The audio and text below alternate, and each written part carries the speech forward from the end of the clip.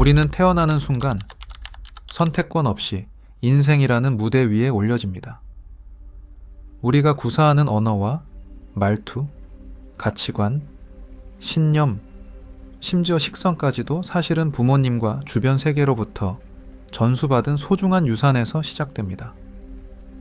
어린 시절 우리가 들었던 가르침들은 험한 세상에서 길을 잃지 않게 해주는 최소한의 이정표였습니다. 예의를 지켜야 한다. 타인을 배려할 줄 알아야 한다. 너 그렇게 하면 안 돼. 물론 이런 가르침들은 우리가 사회의 일원으로 뿌리 내리기 위해 꼭 필요한 양분이었습니다. 하지만 문제는 그 이후의 시간들입니다.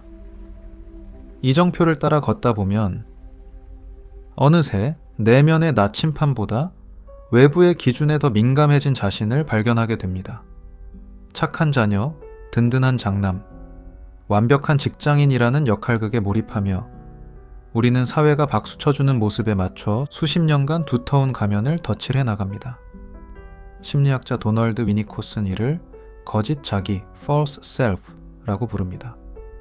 이 가면은 사회라는 거친 파도를 막아주는 방패가 되기도 하지만 너무 오래 쓰고 있으면 가면이 곧 내 몸의 일부인 것처럼 착각하게 됩니다.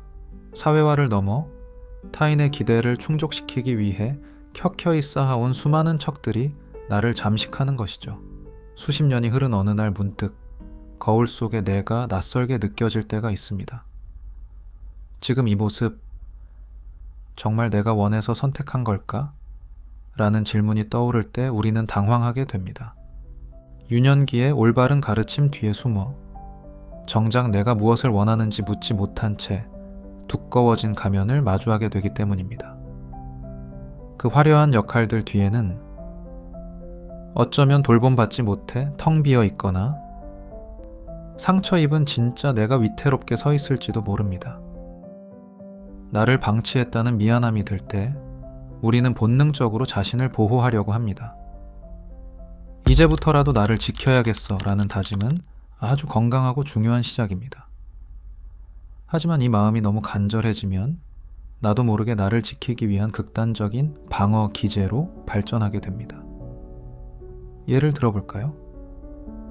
타인의 조언이 조금만 날카로워도 나를 공격한다고 느껴 아예 귀를 닫아버리거나 내 판단이 틀렸다는 걸 인정하면 내 존재 자체가 부정당하는 것 같아 끝까지 고집을 부리기도 합니다.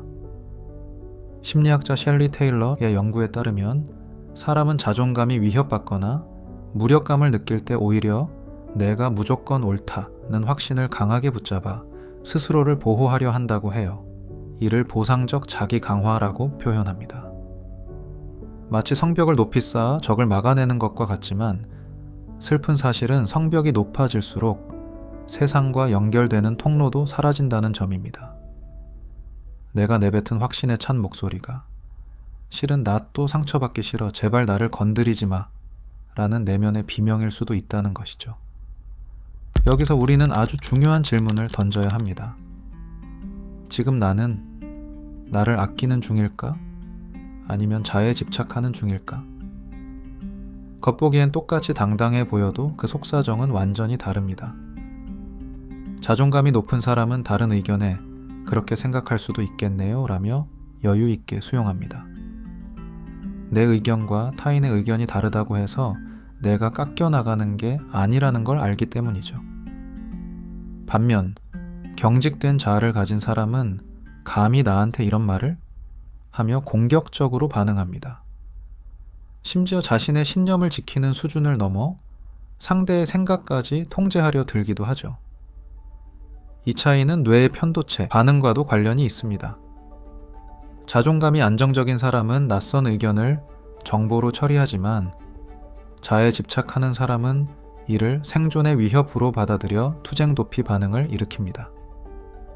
건강한 사람은 바람에 흔들릴지언정 부러지지 않는 유연한 나무와 같습니다. 하지만 자에 집착하는 사람은 단단해 보이지만 한 번의 충격에 산산조각 나는 유리벽과 같죠. 나를 보호하려 만든 성이 어느새 나를 가두는 감옥이 되어버린 것입니다. 그렇다면은 우리는 이제 어디로 가야 할까요? 성벽을 다 허물고 무방비 상태로 남겨져야 할까요? 그건 아닙니다. 우리가 지향해야 할 곳은 두 가지입니다. 첫째, 벽이 아니라 유연한 경계를 만드는 것입니다. 벽은 소통을 단절시키지만 경계는 소통의 규칙을 정해줍니다.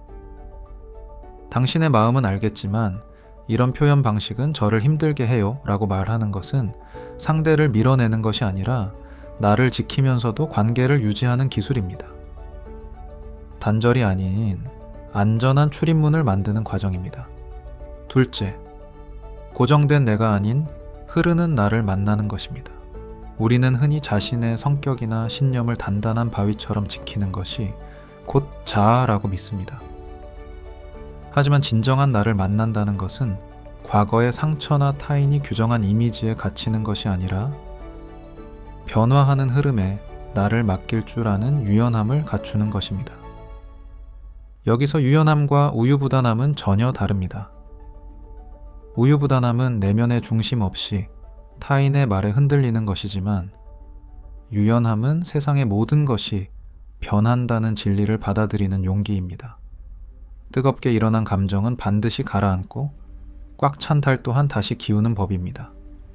이 거대한 순환을 외면한 채 나는 절대 변하지 않아 라며 낡은 신념만 주장하는 것은 고인물이 되어가는 것과 같습니다. 일어나는 것은 결국 가라앉는다는 진리를 인정할 때 우리는 비로소 고집스러운 자에서 벗어나 자유로워질 수 있습니다.